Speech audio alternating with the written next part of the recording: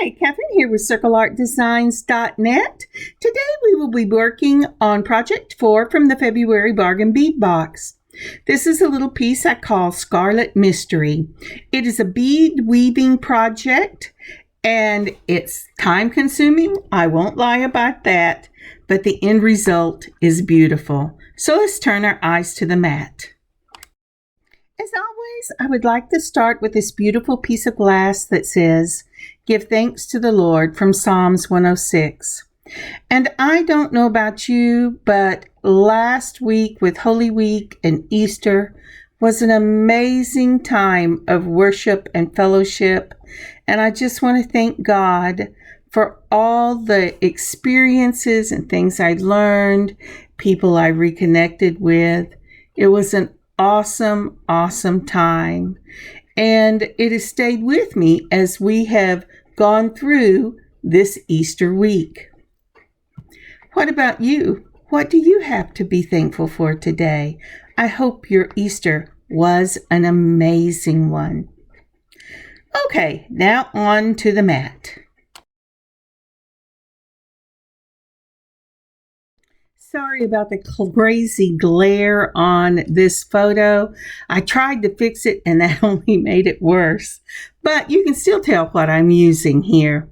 Now, at the very bottom on the left are those 10mm Malaysian Jade dark red beads. These are a dyed quartz and they are magnificent.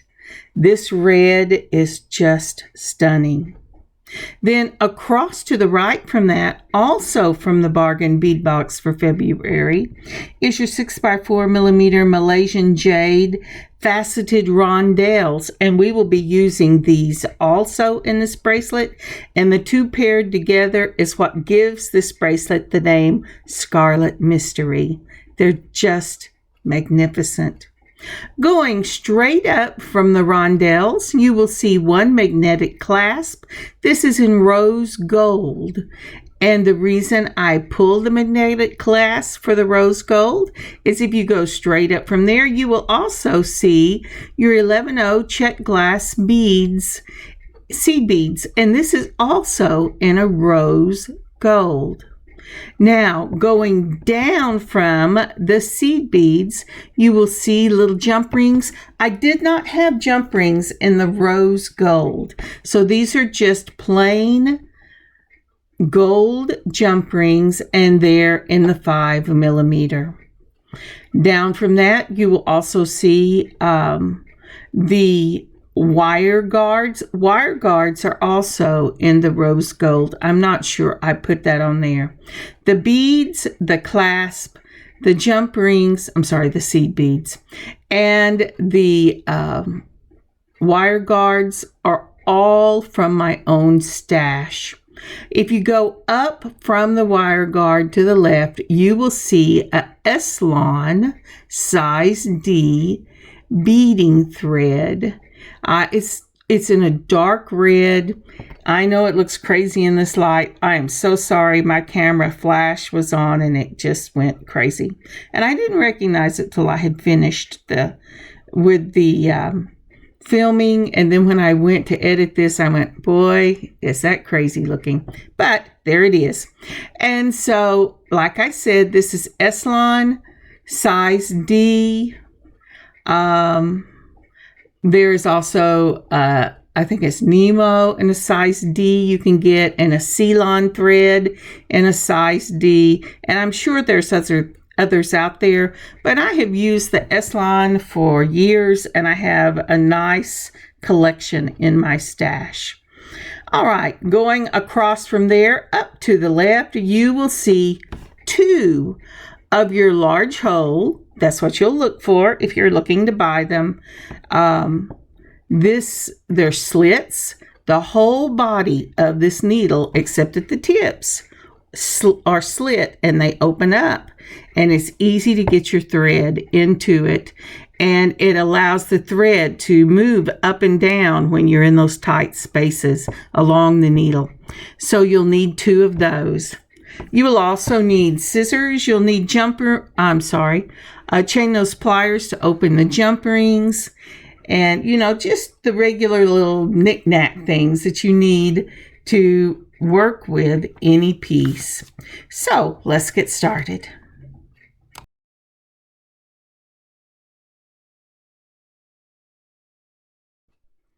So the first thing we're going to do is we're going to pull between 45 and 60 inches Eslon thread.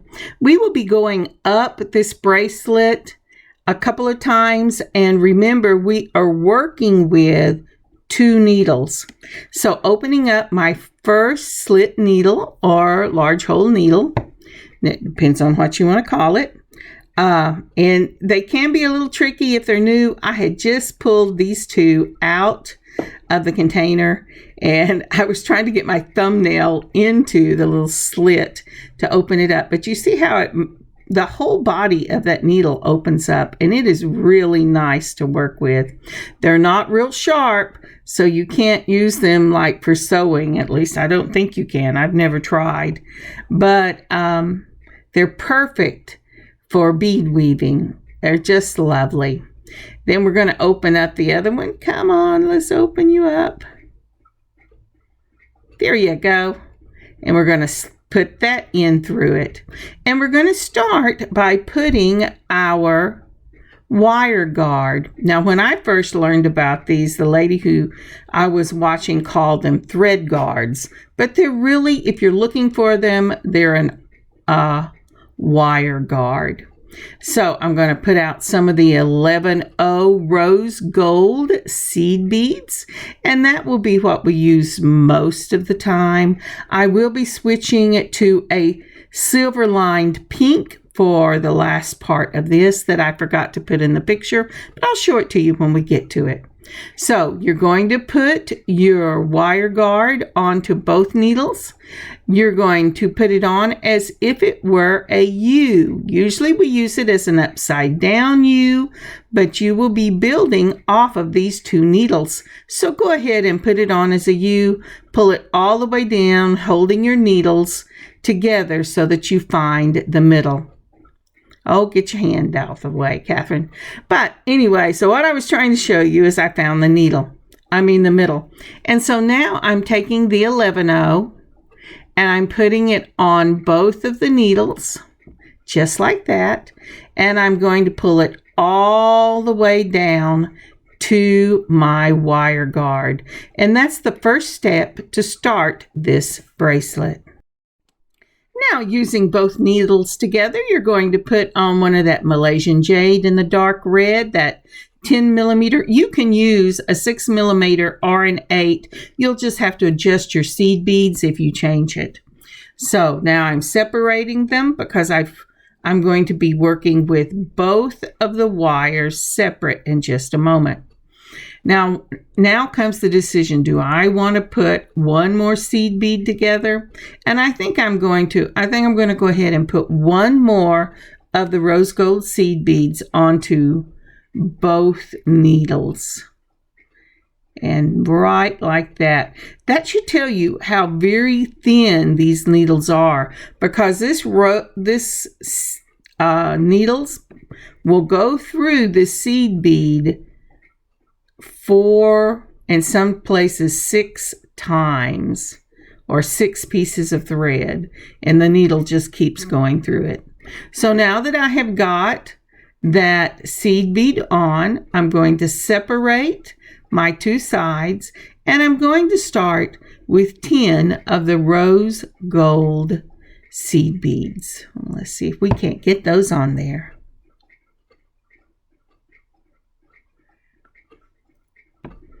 Okay, I should just about have this. And once we get them on, remember this has come out at the bottom. And I'm checking to make sure I have the right amount on.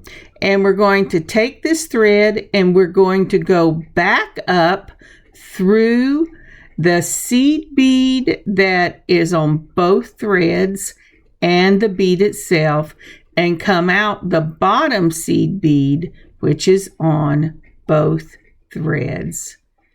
Let's see if I can do that here. And it should be, okay, come on, you can do it. Just like that. Okay. And we're going to pull it down. Now, these, as we're working on this, don't worry if your seed beads, move all around the bead. That is okay, because in the last step, we'll pull this all together and it will find its place on the bead. So using the opposite needle, again, we're going to go ahead and we're going to put on the 10 seed beads. Make sure you count them well. And doing exactly the same thing, we're going to go up through that seed bead that's on 2 threads. So that's 4 threads going through that seed bead now. And then through the bottom seed bead and through the Malaysian jade itself. Let's be very careful about pulling it. You don't want to pull it up, knot it around your wire guard. But it looks move your fingers, Kathryn, just like that. Isn't that pretty? And we will be doing this same step over and over again till we get to the very end or to the length you want it. So now, even though I have the bottom seed bead on, a bottom seed bead on 2 strings, I'm going to go ahead and put another seed bead on 2 strings. So from now on, you will end up with 2 seed beads, one at the bottom of your Malaysian jade and one at the top of the next Malaysian jade. Putting the Malaysian jade dark red onto the beading thread just like that. And then I will separate the 2 threads and then we'll put another 10 beads on each one. Now, if you find you have gaps, don't worry about the gaps around the bead. You think, oh, but I think I might have needed 11 or I might have needed 12. Well, in one of the steps, you're going to want a little bit of a gap to give because we're going to put those rondelles on. So if you're using a 10, go ahead and put 10 seed beads on. I've counted them out. I am going to make sure I'm coming out the right place on that Malaysian jade. And then I'm going to go around at the top. Oh, you know what I did? I forgot to put that seed bead on the bottom. So now I'm putting the seed bead on the bottom and we'll start over. We'll go ahead and put 10 of the rose gold seed beads on one string and 10 of the rose gold seed beads on the other. I thought about cutting that little part out. I thought, well, everybody makes mistakes like that. And so that's okay. As long as you catch it in time to pull it out. And I have to tell you, if I had gotten 3 or 4 more down in this thing and noticed that I forgot to put a seed bead in one place, I am not a perfectionist and it would not have hurt my feelings to just leave it just like that. But I caught it right away. I went ahead and put on the 10. I'm going to go through the top seed bead for that one that is on 2 strings. I'm going to go through the bottom seed bead, which is on 2 strings, and I'm going to pull that right through and line those rose gold seed beads, as long as I don't eat my other string, right up against the bead itself. And then we're going to do it again, and we'll do exactly the same thing. On my Facebook page today for Circle Art Designs, I put the day's reminder. And one of the reminders for the day was to be thankful and to remember with gratitude what the Lord has given you today. And one of the things I was reminded of is that I often have plans for the week. And I have every space possible planned out in my little sheet, and when I'm going to do what, and when I'm going to go where, and what I'm going to buy. And then life happens. And I have to step back and go, okay, it's all right. God's plans, not my plans. And that's kind of what happened this week. I had a wonderful Holy Week, as I said at the beginning. Let me stop there. So if you notice, we have gone ahead and we have put another seed bead on the bottom, and we're going to do this one more time, and then I'll just work through the beading. But let's do it one more time. So the next thing, after you've put another seed bead on, giving you 2 through 2 threads at the bottom, you're going to put your Malaysian jade on, and then you're going to put another seed bead through both of the strands of S-long thread, and then you can go ahead and put your 10 on both sides. Now, as I was saying, I had a wonderful Holy Week. It was truly a holy week, and it was just amazing. The worship was amazing. The messages that were given by different people were amazing. And spending that much time in the presence of the Lord was awesome. And since I'm in the choir, we had to be there every night because the choir is singing and we're a little church. And then Sunday, our youngest son and his wife surprised us for 11:15 service. And so we were there for 2 services on Sunday as well. Well, this week I had planned to get something to you on Monday. And it didn't happen because we were busy. And then I thought, well, I'll get it done by Wednesday. And I have been so sick this week. Not sick as in throwing up sick, but as in I have a condition where I have spasms in my legs and sometimes in my back and stomach area. And I just overdid it last week. No matter how wonderful it was, I have to remind myself that I'm not 21 anymore. And so that is why you're getting a film on Friday. All right.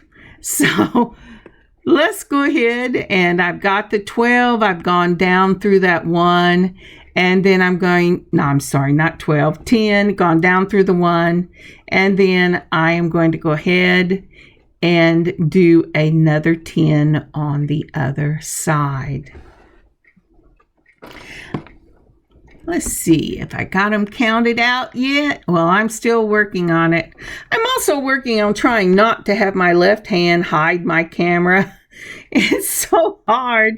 I wish I had a larger workspace to work on, but I'm very thankful and grateful for what the Lord has given me, because when we first moved into this house, I thought, wow, I don't know where I'm going to put all my beadwork and all my craft things. And the Lord blessed us with a space in the living room to put all this. And I didn't think it was going to work because it was my living room. But it's a nice big living room and it works out perfectly. So I'm going to go ahead and put the 10 beads on the other side just like that.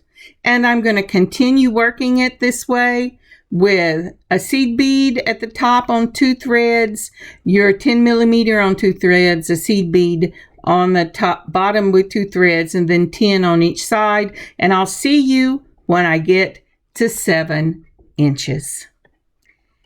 And we are back. Let's see here. So here is the 7 inches. I'm kind of moving these around because I wanted you to be able to see what it was going to look like when we had it finished. Well, kind of look like when we have it finished. But that is my 7 inches. Now it's time for me to go ahead and put on the wire guard on the other end. To put the wire guard on the other end, I'm going to run a needle up one tube side. Oop, I kind of made a little knot. And then I'm going to go down the other tube side. And I'm going to pull it right up against my bracelet. Once I have that done, I will do exactly the same thing by moving the other needle up a tube side, around the, Okay, come on, Kathryn. You managed to get your your wire all discombobulated. All right. Here we go. Let's try this again. So in case I didn't say it, you want the wire guard opening to face your bracelet. Put your needle on one side through the little tubing, around the wire guard, and then through the tubing on the other side.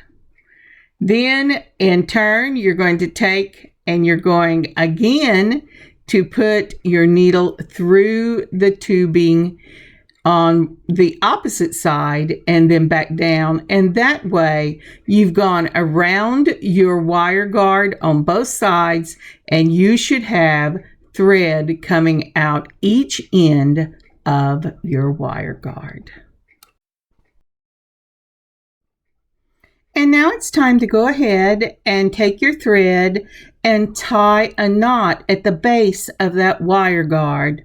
I tie 2 knots. It's just a regular knot where you put it over. I loop it over twice so that it's secure. The one thread over the other twice, tie it down. One thread over the other twice, tie it down, and then a third time. And that way I know I have a secure knot. And now you're going to have to make some decisions. Go ahead and take a look at your thread and see if you have at least 20 to 30 inches of thread. If you don't, go ahead and take the needle on each side and run it through those seed beads to hide your thread, and then clip it. You're going to do that on both sides and then clip it. And I'll join you in just a moment. And in case you're wondering, the tool in the right hand corner is that I just quickly threw away or moved off the thing. That is a thread burner by Beadsmith. Instead of clipping, you can just sear the ends. And I like using both of them, but one as well as the other will work. Now I'm going along and I'm going to go ahead and take another 30 inches of my S-line size D cord. I'm going to go ahead and put it on both of my needles because I am ready to do the next step. So I would like to tell you that it gets easier getting the little hole open, but by the time it usually gets easier getting that slit in the middle of the needle open, it's time to change out needles because it's gotten too sprung. But I've got that one on, and so we're going to go ahead and get the other one on. Oh, and the thread burner by Beadsmith that I got last time I looked, and I got one for my daughter, they were still on Amazon, and I really like them. But there's several different kinds. That probably isn't any better than any other, but I just love it. I saw someone else use it. Okay. So now then, for this next section, I am moving the thread down both sides of the U wire guard. My brain lost the word. Once I get them down the wire guard, I'm holding the needles straight together so that I can find the middle of the cord, and then I will be ready to go down the sides of this bracelet. Now, on the sides of the bracelet, once I get everything where I want it to go, the first thing I am going to do, if I keep my hands in the screen, I moved the screen down, the focus down, so I would have more places to work with. And I'll be, if I still don't forget, that I'm supposed to keep an eye on that little purple pin there so I know where the middle is. So I just put the thread through the back of the thread around the 10 millimeter bead, making a loop, and then I looped it twice, and then I'm pulling it down onto the loop of thread itself. Once I get that done, then I will go in 6 beads. The first one needs to be I'm sorry, 7 beads.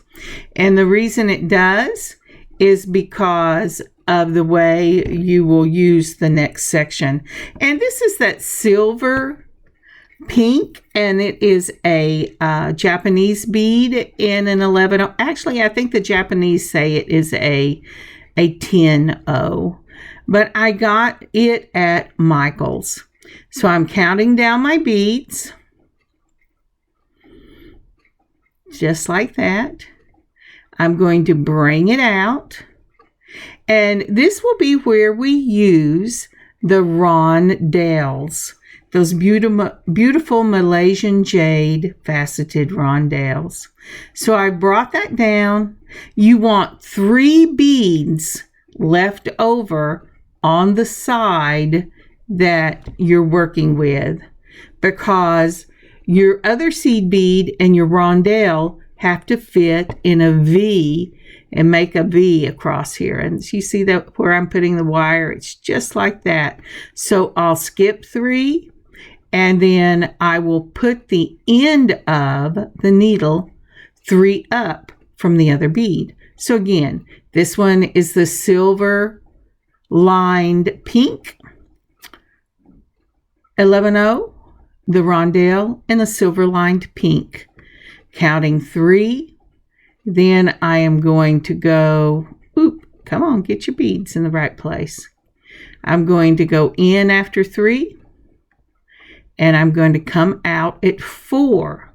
And from now on, all the way down, I will count 3, and come out 4. So that means that for each triangle, the triangle itself will be made of, let me see if I can get a picture. Hang on. So one more time. Starting the edging, and that's what we're doing, with one needle going down one side. From the top, you're going to come out the 6th seed bead, the space between the 6th and the 7th. You should have 3 more seed beads on that side. Then you're going to put on a pink 11-0, your rondelle, a pink 11-0, and in the next bead, in the seed beads on the same side, you're going to take your thread and go in between the space between the 3rd and 4th bead from the top. Count 4 beads over and come out the space between the 3rd and 4th bead at the bottom. This gives you 3 beads at the top, 4 beads in the middle, and 3 beads at the top. Then you're going to put on another pink 11-0, your rondelle, and a pink 11-0, and go into the space on the next bead between the 3rd and 4th seed bead, counting over 4 beads. You should come out and have 3 beads at the bottom, and you're going to just repeat the process all the way down the side.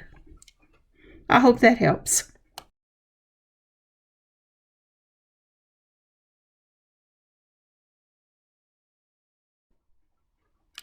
So I put on my pink and my rondelle and my pink. I'm counting 3 up. I'm going between the space between the 3rd and 4th. Just like that, if I can get that in there. And see, I do have some give in that thread, and don't worry about it. You really need it. Count 4 over, then come out the space between the 4th and 3rd, and then you will be ready to follow with your pink seed bead, your rondelle, and your pink seed bead. So I do have 3, so I'm going to put on a pink, a rondelle, and a pink. Then I'm going to count 3 from the center, not including that bead at the top, because the bead at the top goes through 2 threads. So I've counted 3. I'm going between the space between the 3rd and 4th. I'm counting 4 over, just like that, coming out the space between the 4th and the 3rd, and then I'll repeat it over again. And we will do that all the way down this side. Then I will stick my needle in the mat, and we will go to the other side and do it all the way down the other side till I get to the end. Now, the one thing to be very careful with is to make sure you don't twist these beads whenever you're doing the edging, because whatever edge you put on, whatever side you use for the edging, that will become your edging. So I will see you in just a moment by the magic of editing. And we're back. Okay, so I have got that edging done all the way down. Now, you can tie it off at this point as long as you have made your sides really, really tight, or you can bring it over like I'm doing here. I'm bringing it over the top again on one side and down because I'm moving my string. And then I'll do the same thing on the other side.